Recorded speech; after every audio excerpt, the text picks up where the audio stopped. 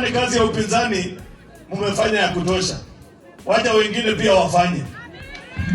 Unajua, there are people who want to make it appear as if wakati tulitoka mbinguni iliandikwa kwamba mtu wa Luo Nyanza kazi yake ni kuwa kwa barabara na kupiga kelele peke yake. Tunataka pia watu wa Luo Nyanza wakae chini ya mvuli, wengine pia waende kwa barabara. We cannot live in a country where there are regions that are properly built. They have access to electricity, they have access to water, they have good schools, they have good roads. Then there are regions such as Luo Nyanza that has been left behind intentionally by successive regimes.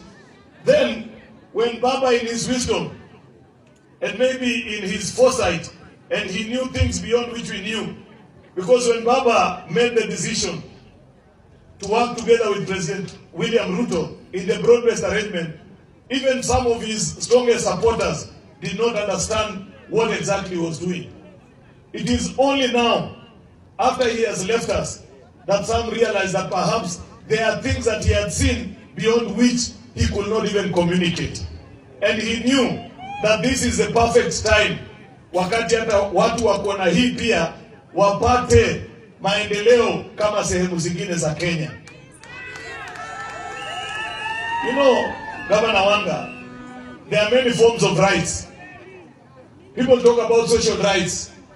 Father, the right to demonstrate, the right to speak, the right to do this, those are important. But also economic rights are important. The right to prosper, the right to have an economy, the right to be somewhere and feel privileged and part and parcel of this republic. This broad-based is significant even for the people of this region. My Lord the Father, you tell me how a region such as this, that has given us some of the best mathematicians that you can think of in Kenya, it has taken only up to now, 60 years down the line, for a son of Homa Bay to occupy the treasury, where all the goodies of Kenya are distributed from. Tell me why, despite this community giving us the most brilliant lawyers that you can think of, it has taken this broad-based administration to give us the first Attorney General, that is Dorcas. It is because of this kind of discrimination. It was only fit that after they talked and they say, even the people of this region must feel part and parcel, the same way they have made meaningful contribution in academia, in different parts, that they must sit where they are being told you cannot sit. And I appreciate that. And I know that it is for better reasons.